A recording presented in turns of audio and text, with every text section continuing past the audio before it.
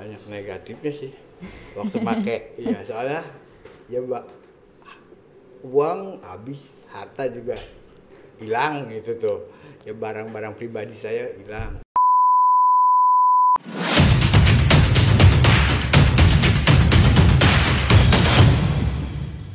Assalamualaikum warahmatullahi wabarakatuh.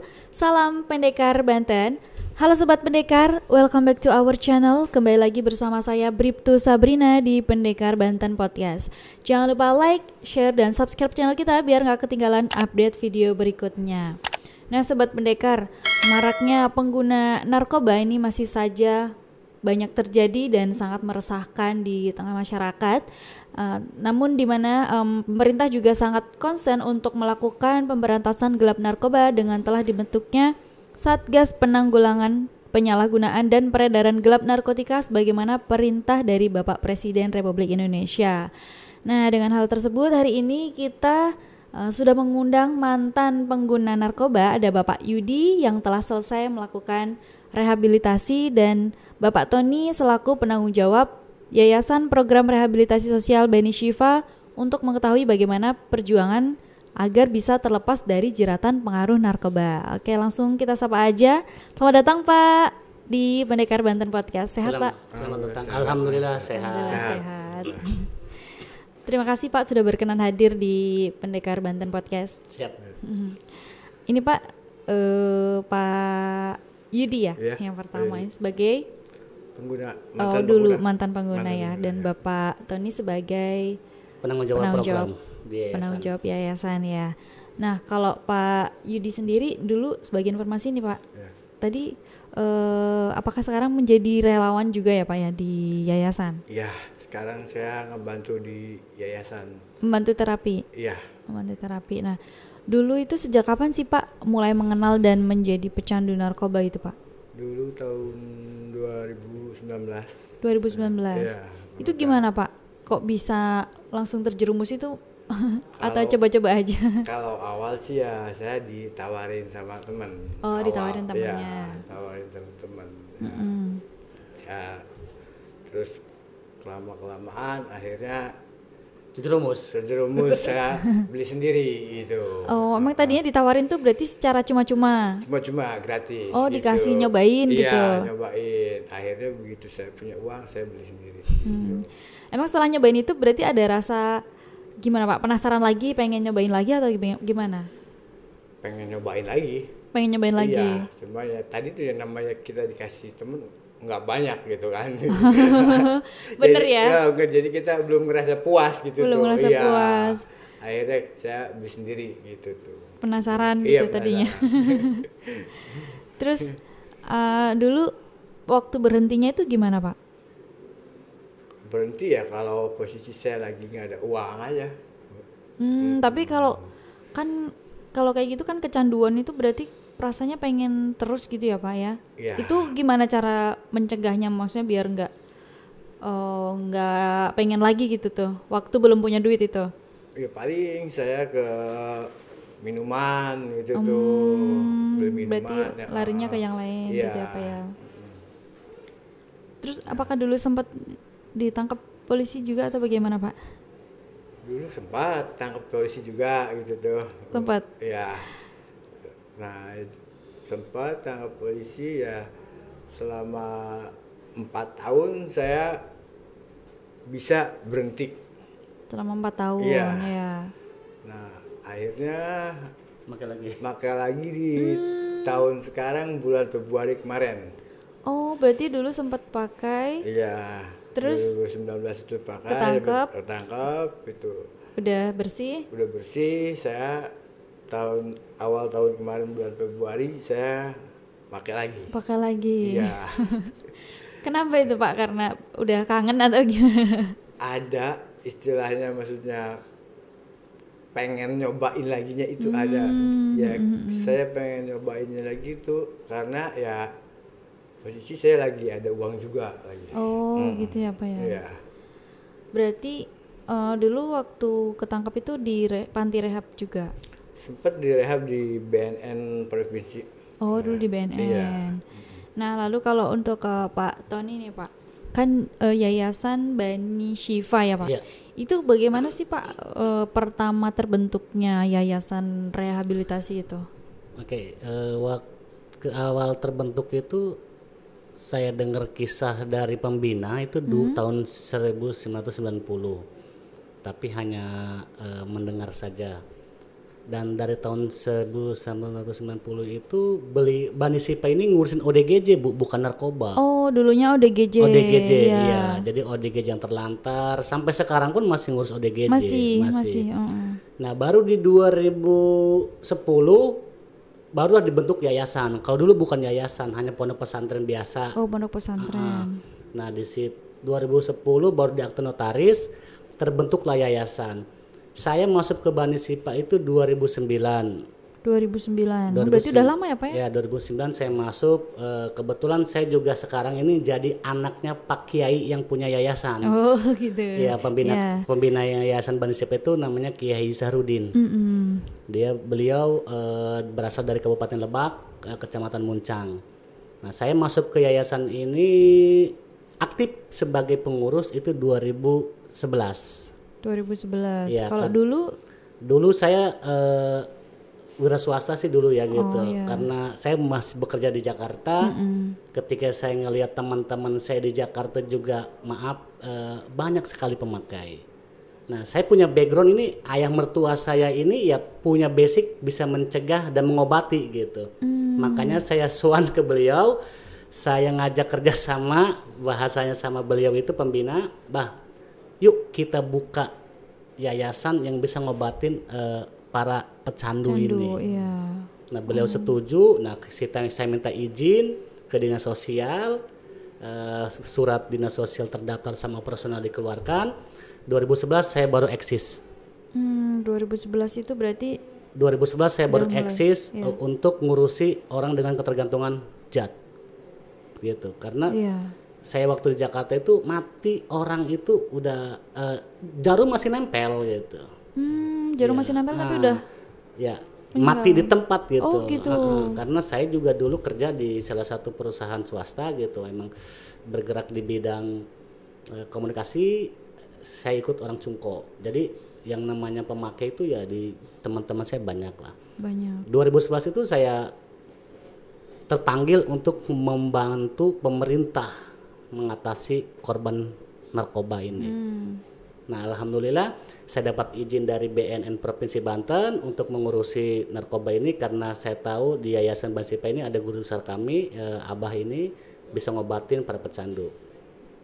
2013 baru kita dapat undangan ke Istana Negara untuk sebagai penggiat pencegahan anti narkoba. Waktu itu diundang sama Pak Presiden SBY waktu itu. 2014 saya diundang sama Pak Jokowi juga untuk memberantas narkoba ini, untuk terutama bagi si penggunanya. Bagian kami ini bagian pengguna. 2015 baru kami IPWL. Penerima wajib lapor. Oh gitu. Kita dapat dari Kemensos izin IPWL itu sampai 2017. Jadi lumayan banyak perjalanan dari yayasan Pak. Alhamdulillah dari 2017 kita keluar dari IPWL karena kita tidak boleh dua kaki sama BNN. Akhirnya ya di Banten ini IPWL banyak, tapi yang bekerja sama BNN tidak ada. Akhirnya Bani Syifa yang ikut kerjasama dengan BNN. Sampai sekarang alhamdulillah masih eksis gitu untuk ngurus narkoba. Jadi kami ini sekarang ini dari 2022 kita bekerja sama sama instansi kepolisian untuk merehabilitasi korban penyalahgunaan narkoba. Kita bukan hanya Polda Banten, kita sowan juga ke Polres Kabupaten Serang,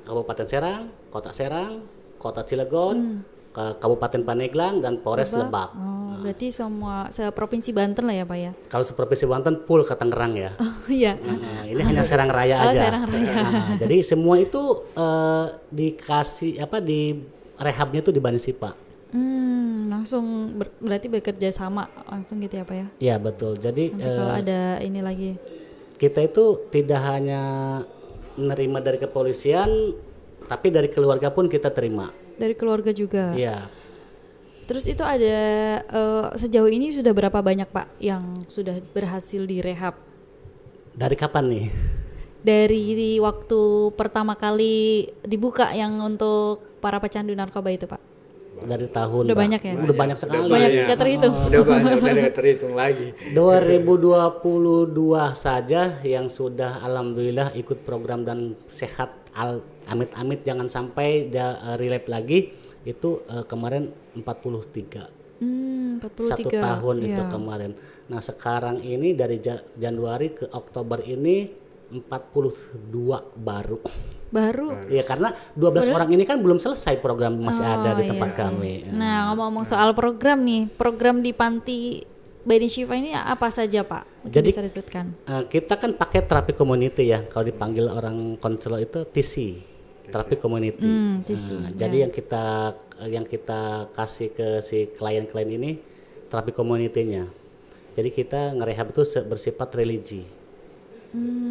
Religi berarti si pesertanya itu harus benar-benar stay di yayasan gitu ya Pak ya? Iya, kita rawat inap. Rawat inap. Selama ini saya menjalankan rawat inap. Rawat inap pun kadang-kadang ada dari keputusan asesmen gitu Bu. Ada yang asesmennya 3 bulan, ya kita harus 3 bulan rawat. Itu kalau titipan ya, titipan dari kepolisian. Iya. Ada yang 6 bulan gitu rawat inap, itu harus 6 bulan. Apapun resikonya, kalau kita mau sembuh, kerjaan pun harus hilang. Ketika kita kerja masih bisa pakai lagi, apa gunanya kita direhab? Iya betul.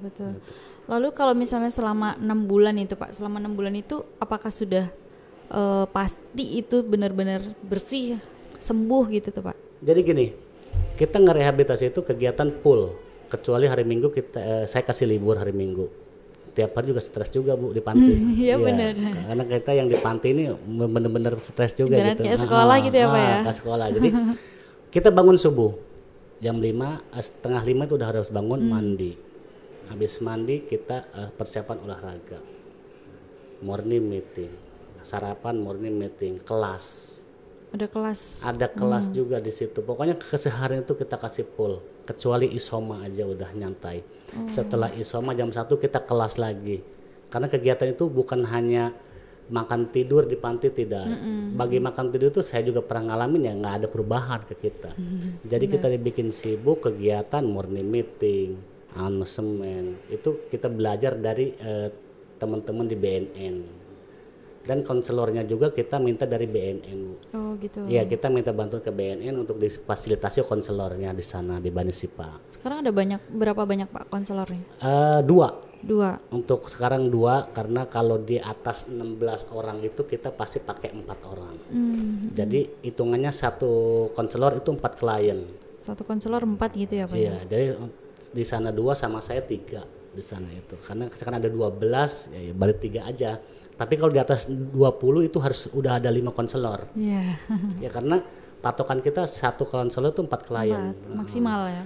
Maksimal. Jadi kegiatannya full emang full day lah, disebutnya full day. Full day school. Iya, karena kenapa? Malam pun masih berlanjut Oh kan. malam juga ada kegiatan juga Pak? Habis sholat maghrib kita ngaji.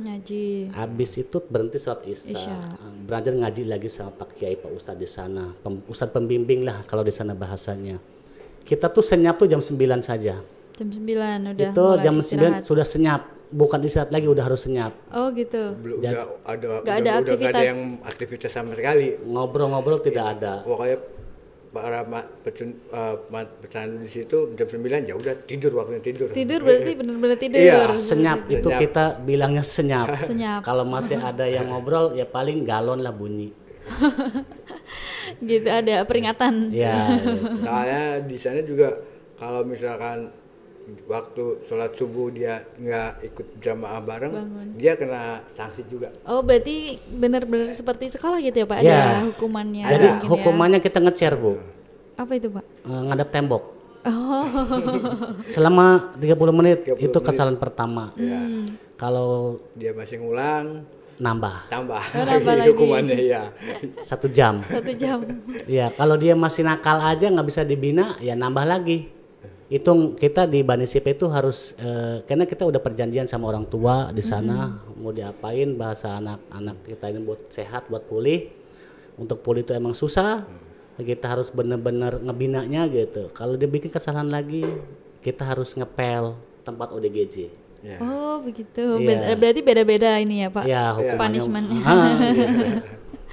Lalu itu ada ketentuan atau syarat tertentu nggak Pak untuk menjadi peserta di Panti Bani Syifa ini Pak? Kita ketentuannya lama di rehabnya ya. Ya. Lama di rehab itu kalau voluntary itu titipan keluarga kita harus pakai 6 bulan Bu.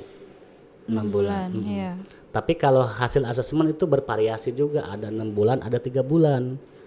Nah kalau yang 3 bulan hasil asesmen, ya kita harus 3 bulan ikutin. Kalau yang 6 bulan ya 6 bulan, karena kita pelaporan juga harus ada kan. Ada laporan juga ya Pak. Jadi jangan hanya di rehab tapi nggak ada pelaporan apa-apa, perkembangannya apa, mana hasil rekamnya, rekam medisnya umpamanya, terus hasil konselingnya, hasil asesmennya, kita harus tercatat di situ. Itu nanti dilaporkannya ke keluarga sama ke BNN juga Ya atau kalau ke siapa? semua kita kasih Semuanya. ke Polda, kemana aja instansi yang menitipkan itu karena buat pelaporan di sana. Begitu. Tapi kalau keluar dari voluntary keluarga itu kalau di 3 bulan udah dianggap bisa pulih, itu kita dilanjut sama rawat jalan. Oh ada bisa rawat jalan gitu ya Pak? Iya dilanjut sama rawat jalan. Tapi kalau yang 6 bulan setelah direhab ini, contoh Yudi ini kan sudah selesai, tapi dia ikut bantu di Banisipa. Bantu. Jadi Tapi terapis.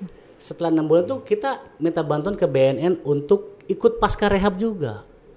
Ada pasca rehab. Pasca rehab kita minta bantuan teman-teman di BNN untuk ngelanjut di pasca rehabnya. Oh. Alhamdulillah BNN sangat antusias gitu ngebantu kami di program paskanya. Kebetulan Yudi ini baru selesai pasca rehab jadi Banisipa. Baru banget ya Iya. Pak. Baru banget. Mantap. Lalu untuk ini Pak, mohon maaf biaya selama rehabilitasi ini bagaimana Pak? Apakah pribadi atau bagaimana? Ya disinggung biaya, bagus juga nih. Karena jujur 2014, 2019 kita biaya waktu itu ditanggung sama pemerintah. Sama pemerintah. Sama pemerintah dari mulai 2014 sampai 2019. Tapi sekarang COVID ya. COVID 2020 sampai sekarang ya biaya harus ditanggung sama keluarga. Sama keluarga ya. Besarannya aja pun lumayan. Lumayan bagi saya lumayan. Gitu. Karena pertama masuk kita harus menyiapkan uang 3.500.000. 3.500.000 itu rinciannya 1 juta administrasi, yang 2.500.000 itu buat makan, program sama asrama. Oh itu sebulan. Sebulan 2.500.000. Sebulan 2.500.000. Ya rinciannya makan 1.300.000, asrama 500, program 700. Iya cukup terjangkau sih Pak. Kalau misalnya ini. Ya. Kalau mau tidak mau kita harus hitung seperti itu Bu. Harus terjangkau juga karena teman-teman kita di luar itu pengen mereka sebenarnya pengen untuk direhab, tapi kadang-kadang ya satu tidak tahu juga gitu, kadang-kadang ngedenger juga biayanya mahal gitu seperti itu. Mudah-mudahan sih pemerintah Provinsi Banten juga untuk bisa membiayai yang ada gitu di panti-panti yang lain, bukan hanya di Banisipa. Gitu. Ya, tapi selama Yudi juga ngejalanin di Banisipa, ya Yudi juga dengan biaya pertama ya Yudi masih istilahnya sanggup. Tapi selama 6 bulan Yudi istilahnya ke Pak Tony ya dengan biaya sekian Yudi agak berat, tapi sama Pak Tony tetap kita masih dirangkul. Kita tetap dikasih makan. Walaupun kita nggak ngasih biaya juga. Itu kita makasih banyak ke Banisipa, walaupun kita nggak ada biaya tetap dirangkul sama Pak Tony. Mantap. Berarti Yayasan Bani Syifa ya Pak ya. Lalu waktu Pak Yudi jadi pengguna itu Pak, dulu banyak hal positif atau negatifnya yang dilakuin apa saja Pak? Mungkin ada titik paling rendahnya waktu itu Pak. Banyak negatifnya sih waktu pakai. Ya soalnya ya uang habis, harta juga hilang gitu tuh. Ya barang-barang pribadi saya hilang. Dijual. Iya dijual. Kerjaan acak-acakan juga gitu tuh taunya. Nggak ada positifnya pakai narkoba. Banyak negatifnya. Berarti yang rugi, kerasa. bener-bener rugi ya Pak ya, Iya, diri rugi. sendiri, Iya. rugi, keluarga juga terkena Keluarga juga, dampaknya iya, gitu ya Pak ya. Iya, betul. Dulu berarti apa saja Pak yang udah dijualin Pak buat beli narkoba? Motor, HP, HP. berarti udah semuanya cuman buat gitu-gitu ya Pak? Iya, istilahnya kayak saya waktu itu makanya saya begitu pengen berhenti 2019 itu ya, kok saya pakai yang kayak gini bukannya dapat apa gitu, malah barang-barang saya hilang, Berkurang, habis. malah habis Malah gitu. habis. Iya, malah habis yang ada gitu. Kalau Pak Tony waktu di mana panti itu ada nggak sih kejadian menarik atau yang aneh gitu mungkin saat para pengguna ini menjalani terapi Pak? Yang lucu mungkin ada yang konyol gitu. Konyol sih semua pasti konyol. Karena mereka awam juga kan, dipikir tempat rehab itu enak ya. Enak. Tapi nyatanya kan ya begitu tempat rehab. Apalagi tempat kami ini kan digabung lingkungannya sama ODGJ, ODGJ. gitu. Kecuali blok aja beda. Beda-beda belum. Ya karena gini, kita di rehab di sana itu kan si para pecandu ini kan kita diberbaurkan sama masyarakat setempat juga. Oh ada Yang masyarakat pertama, tempat ya. enggak kayak kegiatan tambahan, pengajian contohnya. Pengajian di sana kan di Masjid Al Ikhlas itu dilaksanakannya setiap malam Senin. Itu kan teman-teman kita ini kita giring ke masjid sama masyarakat, ikut bareng sama masyarakat, kegiatan hari besar Islam juga sama. Dan pengajian rutinnya di Bani Sipa kan adanya di malam Rabu. Konyolnya mereka kan kita digabung sama ODGJ. Ya kan? Ya mereka walaupun bahasanya mereka ini orang normal cuma kecanduan, tapi kalau ngeliat ODGJ mereka takut. Takut deh. Takut ya. Akhirnya kan Pak, saya jangan taruh di sini Pak, katanya. Ntar nambah ikut-ikut gila katanya gitu kan. Saya bilang, kamu kalau kebanyakan makan narkoba bisa seperti itu. Iya, Jadi Pak, bener. contoh real jangan di akhirat dulu, di dunia dulu aja. Ya. Karena ada yang pakai sabu, ada yang pakai ganja. Sekarang dia nggak tahu bumi alam. Jadi saya gambarkan itu langsung di Bani Sipa. Nih, Gak ada contohnya. nah contohnya kebanyakan makan narkoba tuh ya seperti ini. Ya. Yang dialami si teman-teman ODGJ kita ini. Jadi situ mereka dari konyol sampai sadar. Dia ditanya juga sama teman-teman kita ini, emang lu pakai apa dulu? Pakai sinte. Tapi ngobrolnya ya ngalor ngidul lah gitu. Berarti kan udah nggak tahu bumi alam seperti itu. Nah itu buat gambaran buat kita juga yang mantan pencandu lihat, oh ini loh korban narkoba gitu tuh. Jadi buat berkaca diri lah Iya, gitu. buat gitu. ini ya Pak ya. Iya. Nanti bagaimana gitu. Iya, itulah ya. Seperti itu. Iya. Lalu kalau di panti itu Pak kan kebanyakan para pecandu narkoba itu faktornya apa Pak yang paling banyak mempengaruhi awalnya mereka itu? Ataukah lingkungan itu yang paling faktor utama? Yang pasti sih lingkungan kebanyakan. Lingkungan ya, Pak ya? Tapi ada juga yang gara-gara kerjaan cerai larinya ke narkoba ada. Di tempat begitu. saya ada. Jadi kerjaannya di PHK, mungkin stres gitu. Dia larinya ke narkoba ada. Tapi kebanyakan sih faktor lingkungan dari teman-teman, circle lah gitu. Kebanyakan Kebanyakan ya. lingkungan, ya. Kebanyakan. Mungkin awalnya dari disuruh ngicipin aja gitu Iya. kali ya Pak ya? Lumayan lah barang gratis. Iya. Awal-awalnya gitu, kebanyakan dari lingkungan. Lalu Pak ada ini nggak? Bagaimana sih kita sebagai orang tua nih untuk mengidentifikasi bahwa anaknya ini apakah menjadi pengguna narkoba atau mungkin ada upaya yang harus dilakukan untuk mengobati pertama-pertama Pak? Saya selama ini sih, saya di kampung juga emang kalau dibilang abang-abangan, saya abang-abangan. Jadi setiap saya entah itu di kegiatan apapun saya pasti ikut. Utarakan semua di situ. Bahaya narkoba pasti saya utarakan di situ. Dan kalau ada yang pemakai, saya bilang bawa ke Bani Sipa. Bawa Nisipa ini IPWL saya gitu. Saya tetap hatinya jauhi narkoba lah gitu. Tapi kalau yang sudah terlanjur pakai, silakan bawa ke Banisipa. Mahal katanya biayanya. Bawa dulu aja, saya bilang selamatkan dulu orangnya, baru ngomong biaya. Kalau tidak ada buktinya, beliau aja pertama kali bayar sampai sekarang nggak bayar. Waduh. Tapi alhamdulillah ya Pak ya, selalu dapat fasilitas Karena yang kenapa sama. orang mau pulih kok kita bikin susah gitu, nggak iya, boleh. itu dia, Ya. betul. Orang ada kemauan untuk pulih, untuk berhenti, kenapa kan kita ajak gitu. Makanya dari sekarang sudahlah stop narkoba, udah nggak ada baiknya. Bohong, doping juga bohong itu saya pikir. Bohong. Kalau ada kemauan untuk kerja, pasti bisa kok. Buat doping segala ini bohong. Gitu. Udah jauhin narkoba lah, cukup. Jauhi narkoba ya Pak ya. Iya. Mungkin ada pesan yang ingin disampaikan lagi Pak? Mungkin dari Pak Yudi. Ya kalau dari saya sih istilahnya buat para pecandu narkoba yang masih aktif, kalau bisa stop lah, karena istilahnya nggak ada untungnya ke kita, nggak ada faedahnya, istilahnya malah banyak ngerugiin ke kita, waktu, harta gitu. Makanya narkoba itu ya sebisa mungkin dari sekarang kalau yang masih ya stop lah gitu, nggak ada untungnya sama sekali. Iya Pak, nanti yang kayak ini bandarnya. Ya yang kayak bandarnya.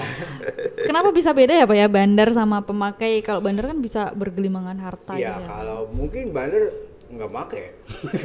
Dia cuma jualan dapat uang. Kan? Iya kan? Jadi jangan sampai gitu kan. Nah, Nanti iya. bikin kayak bandarnya. Nah iya betul itu. Nah, oke. Ini buat sobat pendekar nih juga jangan sampai tergiur dengan iming-iming coba-coba gratis walaupun sedikit, itu jangan pernah mau untuk menerimanya. Itu sama saja dengan menjerumuskan diri kita sendiri. Semoga kita semua dapat terhindar dari perilaku-perilaku menyimpang seperti pemakaian narkoba yang dapat merugikan diri kita, keluarga maupun orang lain. Oke, terima kasih Pak telah menyempatkan hadir di studio kami. Semoga sehat selalu dan sukses ke depannya ya Pak ya. Amin ya rabbal alamin. Oke sobat pendekar, mungkin ini akhir dari podcast kita hari ini. Jangan lupa like, share dan subscribe channel kita biar gak ketinggalan update video berikutnya. Dan buat sobat pendekar yang mau request tentang materi yang akan dibahas atau narasumber yang perlu kita undang, bisa langsung tulis di kolom komentar bawah. Ingat, jauhi kejahatan, narkoba dan tetap berprestasi. Salam Pendekar Banten. Wassalamualaikum warahmatullahi wabarakatuh.